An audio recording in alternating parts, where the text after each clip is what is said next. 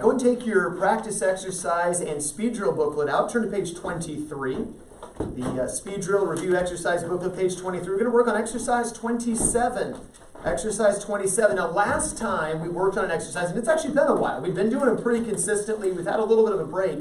We were talking about life insurance. And Joshua, kind of in your own words, what's the purpose of life insurance? Like, so just in case you die, that your wife or spouse or something like that, they get your, like, thing behind you. Well, to get your money, that would be like a will, right? A will designates who gets what, but they just get, in general, they just get money. Lots of it, generally, from a life insurance policy that their needs are taken care of. So the person who buys the life insurance, the person who is insured, is still called the... It's an old term. It's a term we've had. Policyholder, right? It's the same term we've always had. But unlike all other forms of insurance, the policyholder doesn't get any benefit from it. The benefit goes to the person who gets all the money when he croaks. And so usually the spouse or perhaps children or an unmarried person may have somebody else, but whatever. The person who gets the money is called the beneficiary. So the policyholder is insured, and when the policyholder dies, the beneficiary gets the money. Now, there were two major types of insurance we talked about last time. One of them, you buy it, it's a little bit more expensive, but you pay the same rate every month the rest of your life until eventually you die, and then your beneficiary gets a set amount of money. It never changes. Doesn't matter when you die. Just keep, as long as you keep making those monthly, what are those payments called? Premiums. It's the same term for all insurance, premium. Okay, as long as you keep making your premiums every month, then that insurance gets paid out. And what's that called? Where it's just one set rate for till you die. Whole life. Whole life. Oh. Whole life insurance is just one. And again, it's a little bit more money, but it never goes away. There's never a renewal. It never goes up. It's just that's what it is for your whole life. Now the other kind is, I can't afford whole life insurance because I'm poor. But if I were to die in the next 10 years, my wife would be in a real bind. Or if I were to die in the next 20 years, which is what I did, if I were to die in the next 20 years, we'd be in a real problem. So I just want insurance that just covers me for this period of my life. And it's a lot cheaper because they gamble that you probably won't die in the next 20 years, right? Statistically speaking, your odds are low, so we can charge you a lower amount. We call that term life insurance. Now, there is actually, by the way, I said the policyholder doesn't get any benefit. There is actually a type of insurance called return of premium term life insurance, where you pay every month for the 10 or 20 years, and at the end of that 10 or 20 years, if you have not died, they will give you all your money back. So it's like you're investing, it's like you're saving up in a savings account, to where if you die, your beneficiary gets a whole lot of money. And if you don't die, you get all your money back. You haven't lost anything. Sounds great, doesn't it? Costs 3 times as much as normal term life insurance, which I'm like, the whole reason I'm doing term is because I'm poor. So I can't afford the return of premium. I looked long and hard at that one because I'm like, I hate to throw away money. But you might recall in the last, if we look at exercise 26, that first answer, 20 years of $15 a month, that's only $3,600 I'd be getting back. That's not that much I'm losing, right? It's an investment in averting the possible disaster. So yeah, return of premium isn't something we've talked about here. It's basically term life insurance where you get your money back, but it costs a lot more. But that is something interesting that's out there that most companies are now doing. I just decided I couldn't afford it. Anyway, you've got 3 questions about life insurance. Go ahead and begin working on these, and we'll take a look at them when you finish.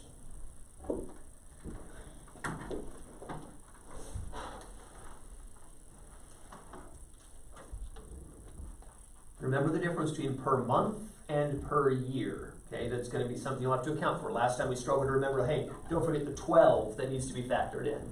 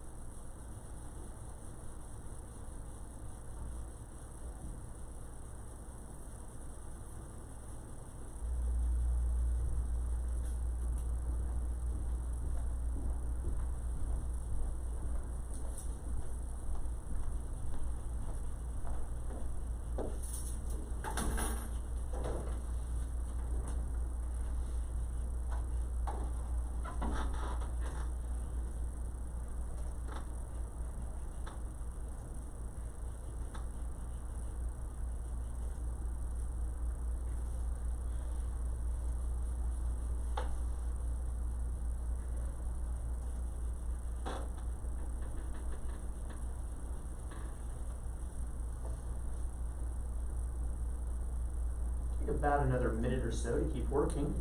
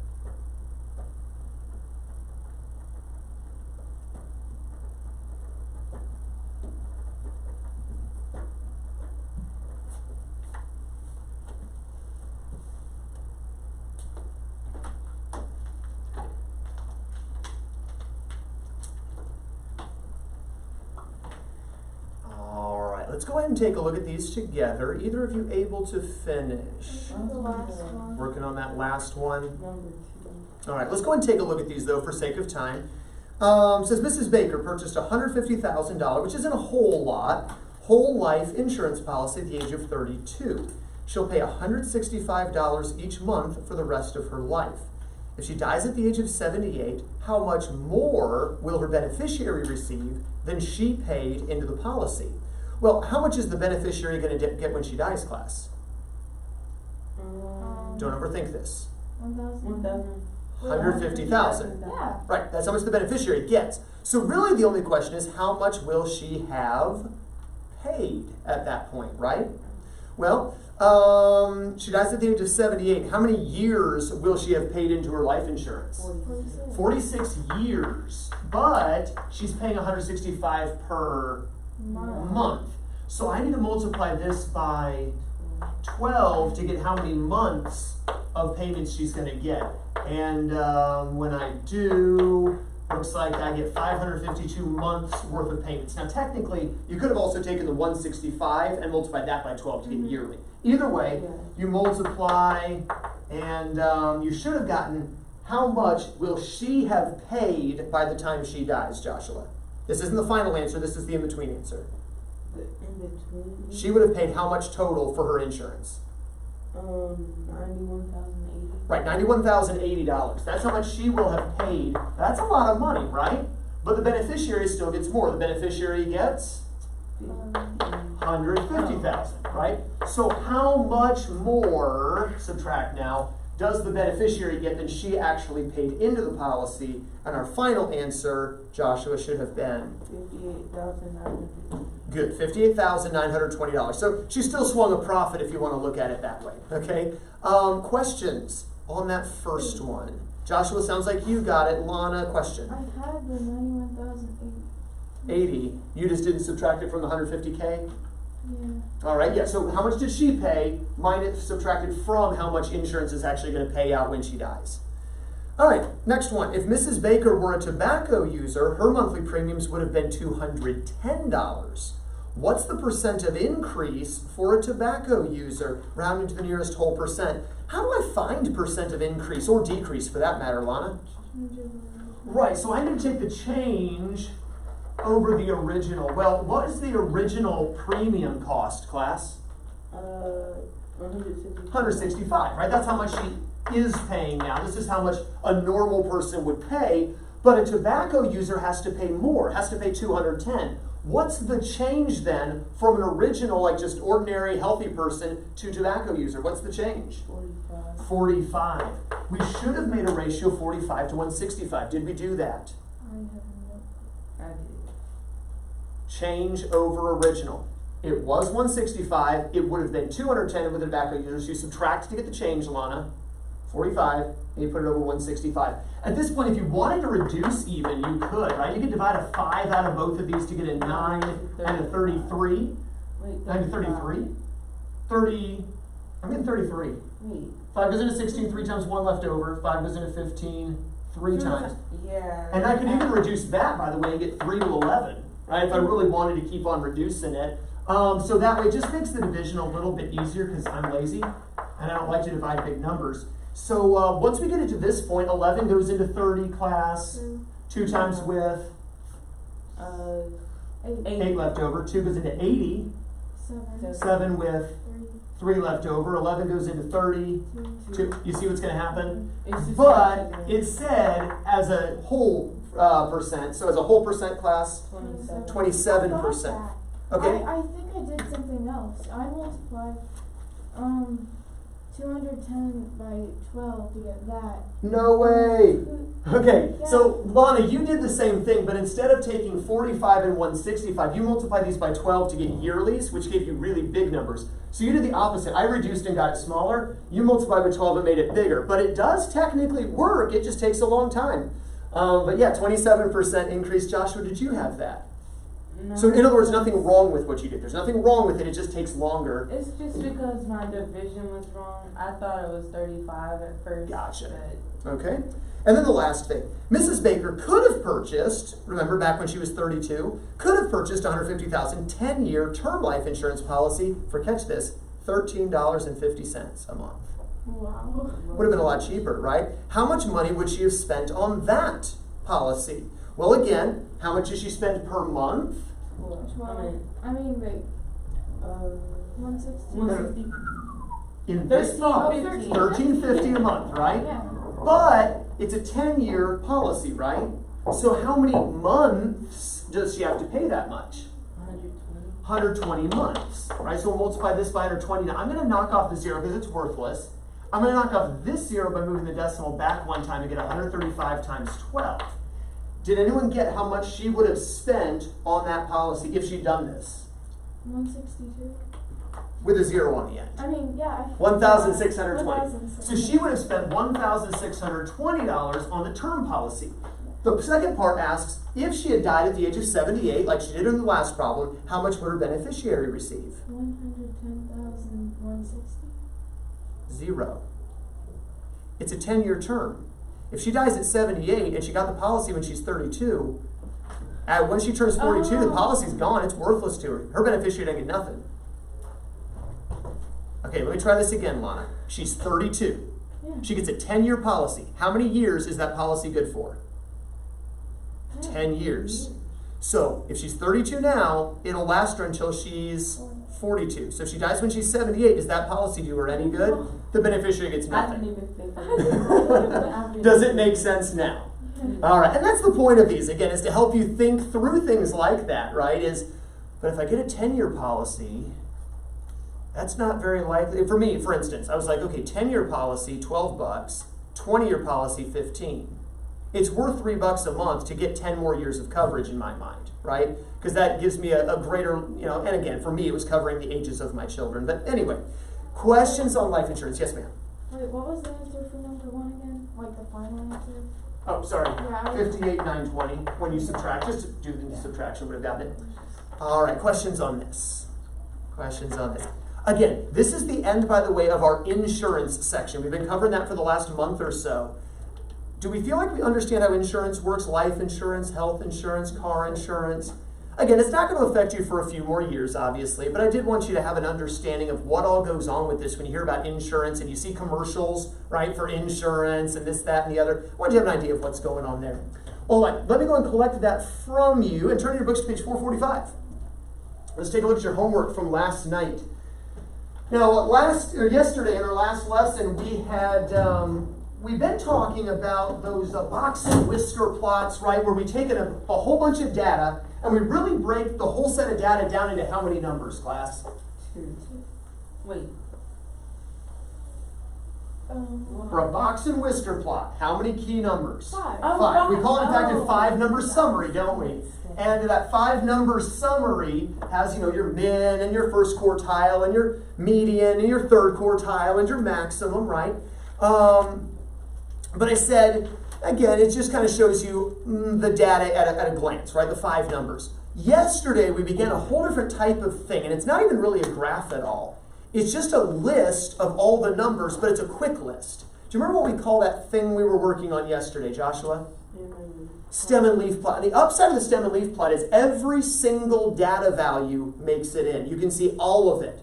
And then you kind of learn how to look at it and be like, okay, the median's going to be right around there. That's an outlier. That's a top-heavy dispersion or a really spread out dispersion. You can tell a lot of things from a stem and leaf plot, and that's what we were working on in the homework. Page 445 to 446, numbers 1 through 9. Good, and good. All right. So number 1, you're supposed to make a stem and leaf plot for this first list of data. And what stems did we have to use, Lana?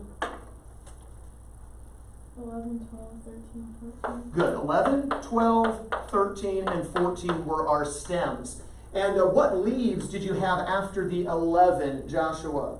4, 7, and 9. Good. And what about after the 12, Lana? 1 and 8. And then after the 13, Joshua, just a... 5 and 6. Oh, I didn't see that other one there. You're right, 5 and 6. All right. I saw the 6 and I missed the 5 at the end. And then the 14 just needs, Lana?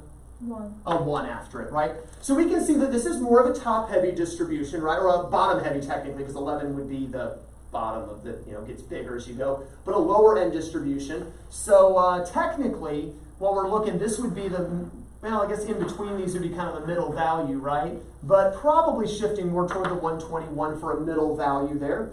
No real outliers, right? No real outliers that we can see. No big gaps or anything. And pretty, not a whole lot of dispersion here, right? The range would go from 114 to 141 over, what is that, 9 data values, 8 data values? So not a huge range or good dispersion there. A pretty compact set of data. Looking at number 2, what stems did we need this time, Joshua? 0, 1, 2, 3, and 4. Right, we ended up needing 5 different stems. What goes after the 0, Lana? 8. Just an 8. What goes after the 1, Joshua? 9. Nothing. What goes after the 2, Joshua? 2, 4, and 8. What about after the 3, Lana? 1 and 7. I'm getting just a 1 and 7 also. And then after the 4, Joshua? 1, 3, and 7. 1, 3, and 7. By the way, how can we check to make sure we got all the data values? By seeing the numbers Yeah. that they originally had and then going to that and see how many you have. Yeah, I'm counting 9 original values. I should have 9 leaves, and I do have 9 leaves. From here we can tell there is definitely a clear outlier, class. 8. 8, Yeah. right? A clear outlier there, an 8.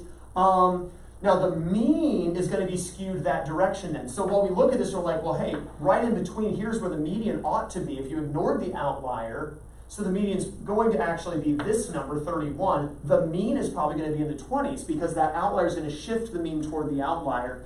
Again, other than the outlier, nice compact data set, okay? And no mode. You can see that clearly. Same with the last one, no modes because there were no repeating leaves. Questions on 1 and 2 making the stem and leaf plots. Number 3, you were asked questions about an existing stem and leaf plot. Letter A, what's the smallest number of people that attended a performance of the new play? Lana? 267. Good, 267. Which class did not have any data values, Joshua? 27. Well, it's not actually a Or 27. 270. Right, the 270s, right? There were no numbers in the 270s. How many data values did the 280s class have, Lana? 8. What was the biggest class? That's not one of their questions. I'm asking it. The 290.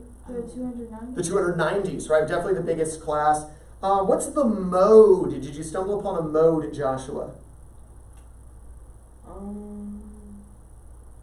For letter D. 305? Yeah, 305. There's 3 of those. Now, there's a couple with 2, and there's obviously a lot with 1, but the 3, it does rise above the others, so we'll say 305 is our mode.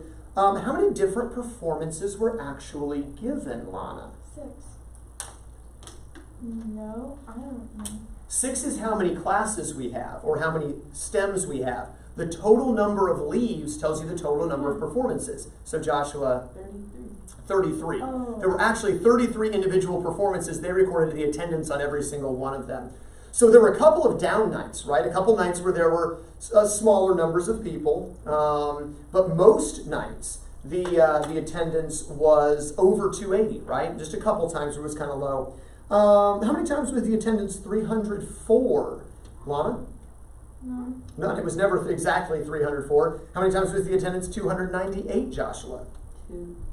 2. Now, I don't know that they're so small that I would quite call them outliers per se, especially since there are 2 of them. If those were like 167 and 168, I would definitely call those 2 outliers, right? Everybody else is in the 280s. They're still within about 20, and there's 2 of them, so I wouldn't say there's any true outliers here. But the mean is going to get skewed toward that end. Probably the median is somewhere in that 29 list. Does that look about right to you? Somewhere toward the top of the 29 list would be where our median would be found, without actually checking off all the individuals to get to the true middle. So again, I would say that 290 something is about a normal night for the performance.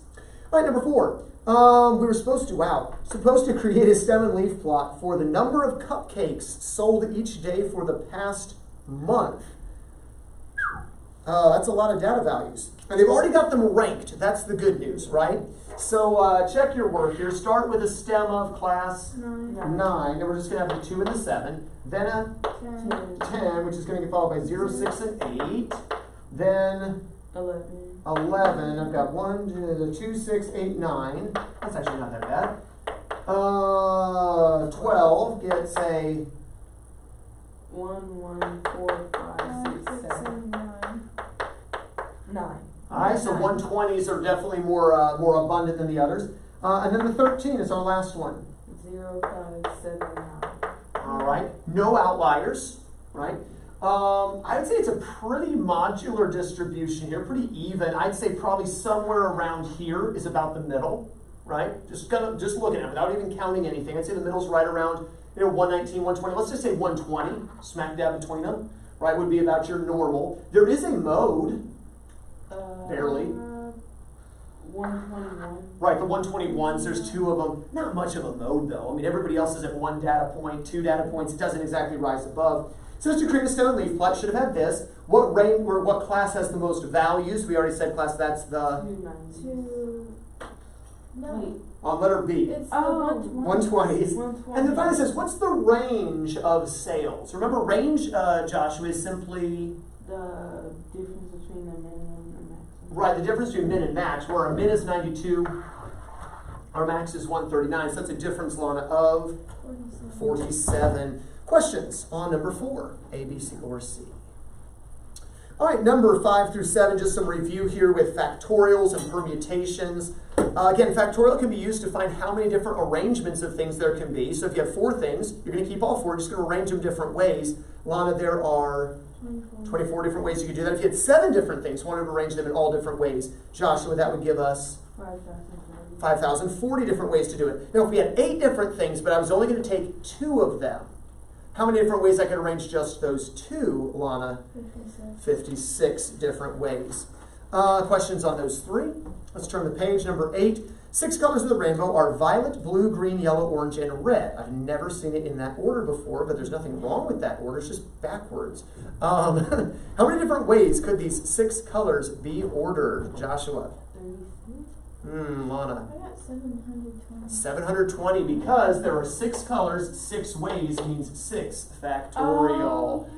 Yeah, because there's 6 colors you could take first, 5 colors second, 4 colors third, 3 colors that could be still now fourth, just 2 colors to be fifth, and whatever color hasn't been used has to be Isn't sixth. there supposed to be indigo? There used to be, and then they're like, indigo really is just an indiscernible phase between blue and violet, so we're going to phase it out. But yeah, there used to be indigo. But anyway, Pluto used to be a planet too, and Now, it still goes around the sun, but not a planet. Anyway, a bag contains one letter tile for each letter of the alphabet. The letters are pulled one at a time. How many different three-letter words could be formed? What would I have? Now, again, by words, like if you pulled a G, an R, and a Z. Grrrs is not a word, okay? It's a noise, but it's not a word. But we're calling it a word, okay? How many different three-letter words could be formed? How would I do this? Volunteer? 26P3. Good, 26P3. We've got 26 things in there, and we're going to pick 3 of them to be arranged in any order possible. So good, this is a permutation of 26 items chosen 3 at a time. And so, Lana, sounds like you got it. How many different ways? 15,600. 15,600 three-letter words could be formed using those letters. Questions on that? So, Joshua, the word problems, do you see how to translate them into factorials and permutations? And just a little refresher. It's been a little while since we've done that. So good to refresh on that with the exam coming in the next week. All right, next section. In your notes, next section in your books there, as you were reading last night, histograms. And the key word there is frequency. Histograms show how frequently values occur within a group. Now, in a way, a histogram isn't entirely different from a stem and leaf plot. But I want to show you a slight difference. I'm going to keep this stem and leaf plot up here. The stem and leaf plot shows every single individual value in a set. I can see all the different 90s. I can see all the hundreds, all the 110s, all the 120s, all the 130s.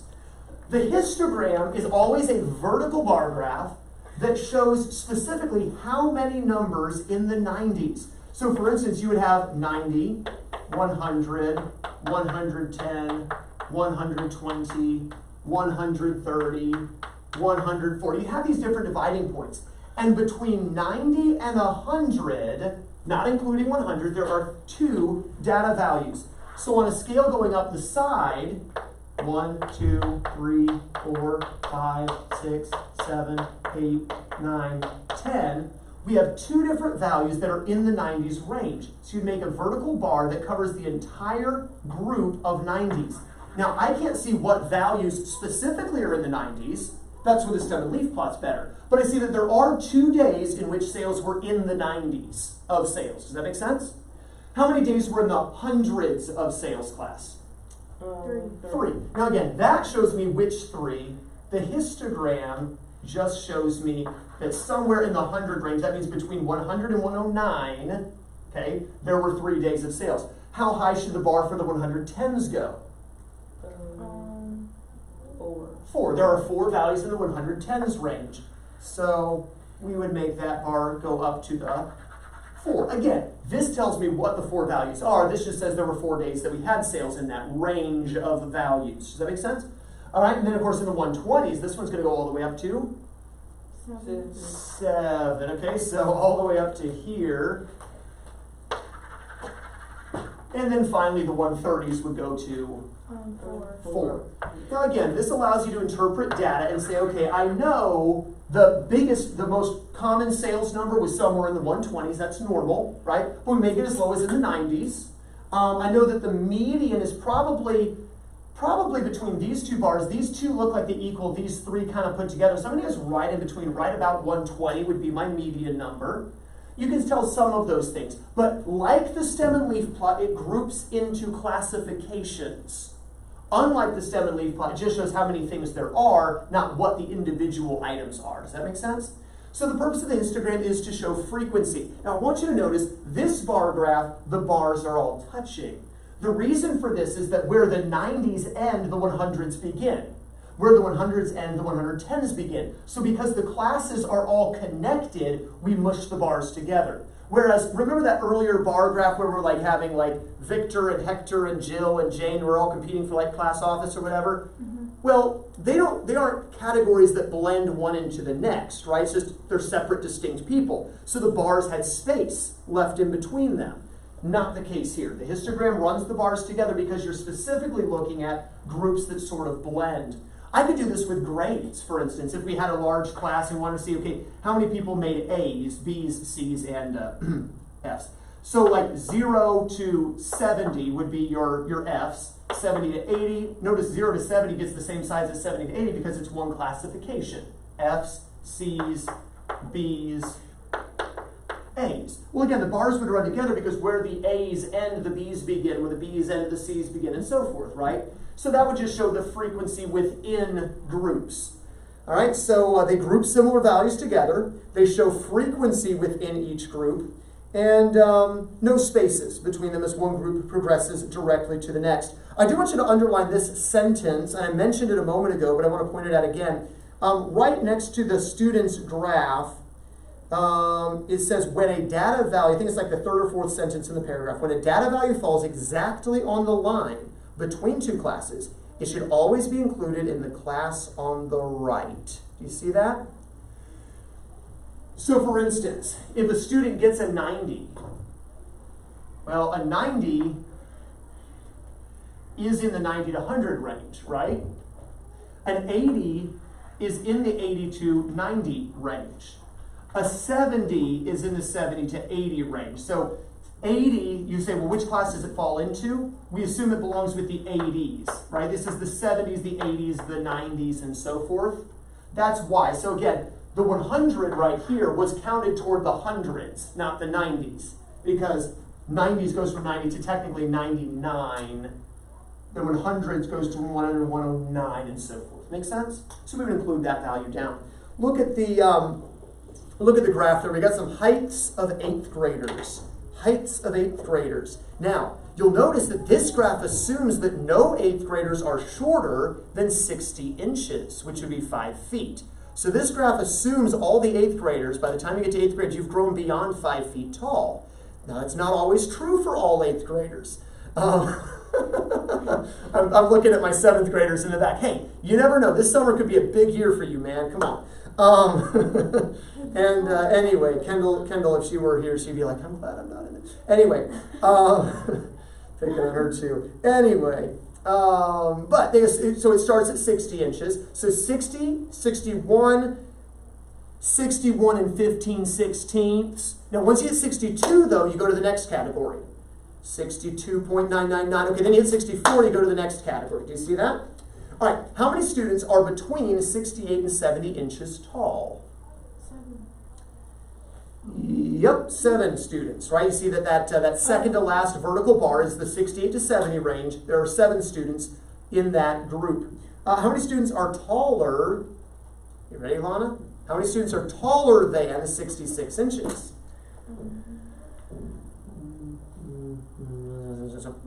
19, right? Because we have 9 from the 66 to 68, we have 7 from the 68 to 70, and 3 from the 70 to 72. Add those together, get 19.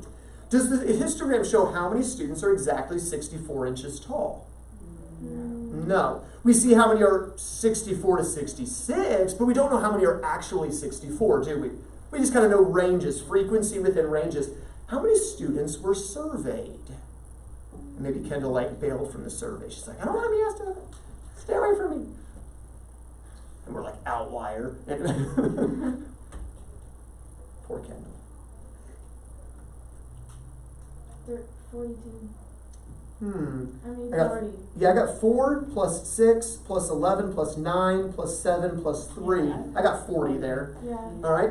And then what percent of 8th graders are between 60 and 62 inches tall? Now, normally, if you want to show percents, class, you would use what kind of graph? Circle graph, right? But since we do know there are 40 total students who were surveyed, and we knew how many are between 60 and 62? 4. Only 4 of them. Well, obviously, that reduces to a 10th. What percent is that? 10%. So 10% of those surveyed are between 60 and 62 inches tall, between 5 foot and 5'2". Most of them, 90% of them, are taller than 5'2". Not to make anyone in the room feel abnormal. These are 8th graders. Summertime's a big year for growing. All right. Though I will say for me, it was 9th grade. It was, I grew 6 inches when I was in 9th grade. From the start of 9th grade to the end of 9th grade, I grew 6 inches in that 1 year. I went through 3 pant sizes. Yeah, my parents hated that. It's like, you start the year and your pants are, normal, and you grow an inch, 2 inches, and it's like, okay, we got to get the kid new pants. All right? Then we grow another inch every couple months. Man, more pants. See, every few months it was like, gotta get some more pants for that kid. So no, maybe it's 9th grade, maybe it's 8th grade, but the growth will happen, I'm sure of it. All right, look at the next example. Steven, has kept accurate records of basketball scores for teams in his conference during the year. Construct a histogram of the scores he recorded. You notice, first of all, the data's ranked. Okay, so 22, 29, 33, 40, 40, but you get that, okay? And then it's broken down by classification. How many times did teams score in the 20s? Two. And Hayden's back there like, that was us. Scored in the 30s, 1, the 40s, 8, the 50s, 6, the 60s, 4, and then finally the 70s, 3. Notice how it was broken down then, okay? The biggest number is 8. So we need to at least go to 9, but 10 is a nice round number. So the graph goes up to 10 because you don't want to hit the top of a graph, right? And then just graph it. The 20 to 30 range, 2, 30 to 40, 1, and so forth. See how the graphs are made. Notice all the bars are of equal width. That's important for neatness. Of course, we're not drawing them, but I still feel like pointing it out. Questions at all on how that was done? All right, let's look at some math test scores now on page 471. And let's see. Well, the first question is kind of duh, but what kind of graph is it, class? Histogram, since that's the section we're in. How can you tell it's a histogram and not a bar graph, Lana? 2 ways. Because it's like the range. Well, it's just like. Joshua? Because they touch. The bars are touching. For one thing, the bars on a bar graph should not touch. The bars on a histogram should. So that's the most obvious boom. The bars are touching. It's a histogram, not a bar graph. The second way is this bar doesn't represent this one thing. You can see that the bars are not labeled 50s, 60s, 70s, they could have been, but 50 to 60, 60 to 70. The bars are labeled with range endings, and you kind of started to say that, right? So there's a couple ways you could tell that. What does the vertical scale represent?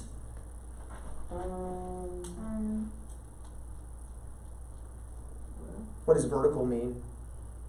Up and down. Up and down, right? So what does that up and down scale represent? The 0, 2, 4, 6, 8, 10 represents? It says it right there. How much? It says it. Students. It represents how many students. Says it right there, students, okay? We're not trying to trick you, okay? How many students got each of those test scores, right? All right, next one. What does the horizontal scale represent? Scores. The actual test scores, right? Okay, just making sure this isn't supposed to be hard, okay? Yeah. How many scored less than a 70%? Man, that means how many failed? 3. 2 barely failed. 1 failed by a little bit wider margin, right? And you can see that all from the histogram. How many students scored between a 70 and a 90? They were passing and it was pretty good. 16. 7 C's and 9 B's. How many students scored better than a 90? Or 90 or better, I should say, meaning they got an A. 6 students with A's. How many with an 80-something? 7. I mean, 9. Well, sorry, I misread that. How many students scored more than an 80? Excuse me, scored an A or a B. I misread it, my bad. 9. Well, 9 were B's, but again, it says 15. More than an 80, so 15. The 9 B's and the 6 A's. So how many A's and B's? We had 15. How many total students in the histogram? How many kids in this class? 30? Sounds like you're guessing. No, 2 plus 4 is 6. Plus 6 is 12 plus 8, 20. 25. I got 25. All right, so we got 1 plus 2. I'm looking at the vertical numbers. Well, okay, so... Like 2, 4, 6, 8, 10, I'm counting those. Oh, okay, no. We've got a 1, we've got a 2, we've got a 7, we've got a 9, we've got a 6. Bad F's, not as bad F's, C's, B's, A's adds up to 25 kids in that class. Does this histogram show exactly how many students scored an 85%? No. We don't know how many scored an 85. There were 9 students who could have, right? So we kind of narrowed it down. There's a 9 to, without knowing actual numbers, 9 to 25 chance that they were at 85, but we really don't know.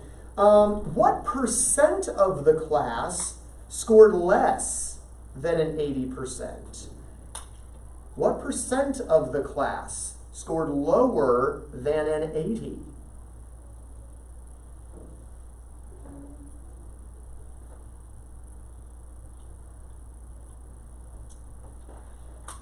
How many students scored lower than an 80? 11. 13. Lower than an 80? Yeah. I've got a 7, a 2, and a 1. A 7, a 2, and a 7. 10. Yeah, there were 7 kids in the 70 Oh. range, 2 kids in the 60s range, and 1 kid in the 50 range. That's 10 kids. Yeah. 10 kids. I was looking at the wrong. We got it now? 10 kids. Out of how many again? 25. 25. Make a denominator of 100.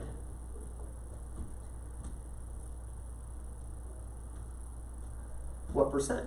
40. 40%, right? 40 hundredths, 40% of the class scored below a B. That means 60% of the class got an A or a B. That's pretty good.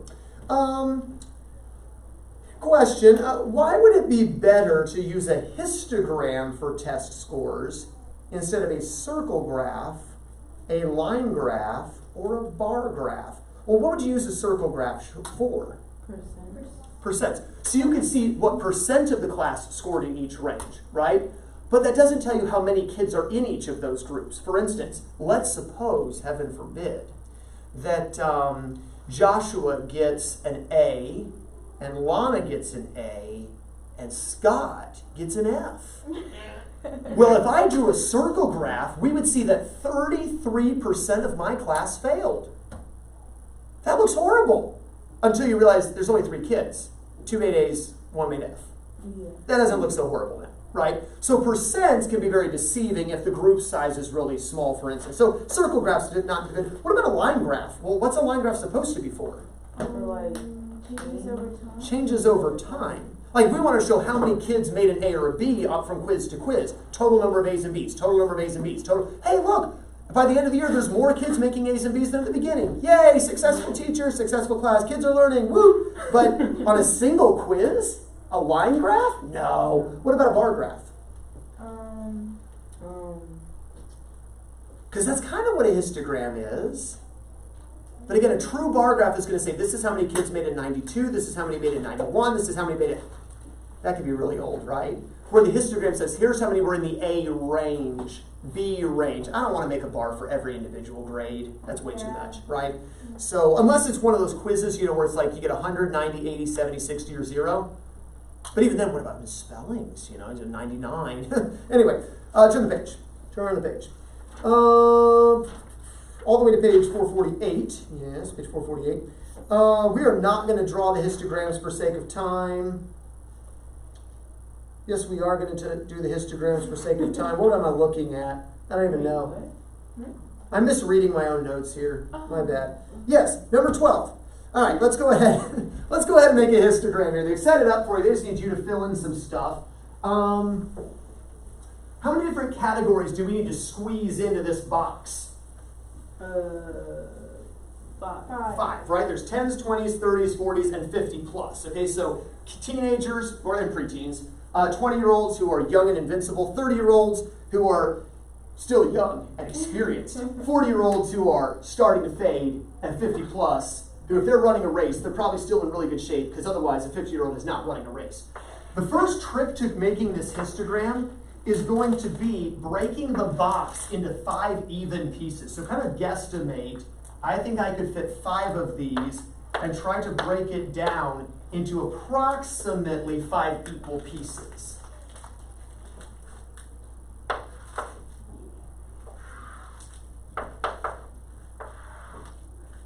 Obviously the lines going up, the grid lines are already done for you.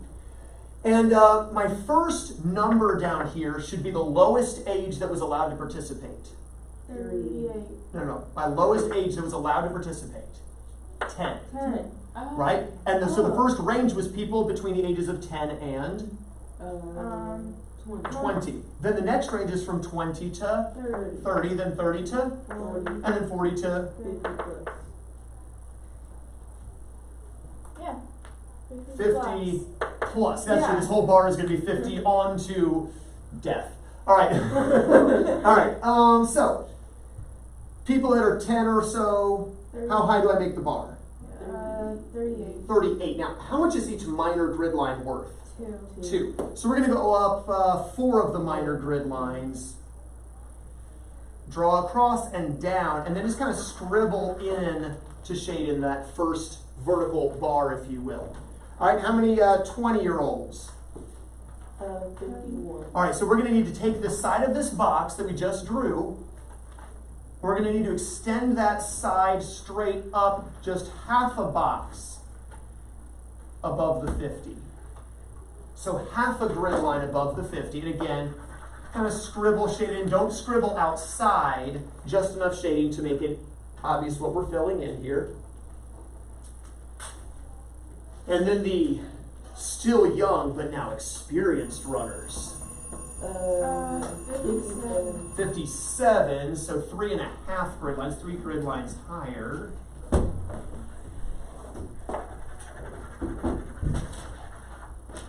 I'm actually out of shape, so I would not have done that well, but you know, I'm in that range, okay? I'm not old yet. Then the old people, the 40 plus. 44. 44. I'm not going to say they're old once I get there, though. Believe me. All right, 44, so 2 grid lines over to 40. And then finally, our last bar is going to be 50 plus, which is right at the 40. Oh, There. right at 40. Right at 40 people who were in the 50 plus range that ran the race. All right, questions on how to make a histogram? No. All right. All right, well, we didn't have time to do number 13, but I think you get the idea of how to make a histogram and make it look nice. Any questions at all on histograms? No. All right, that'll do it for our new material. So tomorrow we begin reviewing your exam coming up in lesson 138. So that'll be Tuesday, 4 more lessons from now. All right, you are dismissed. Have a wonderful rest of your day.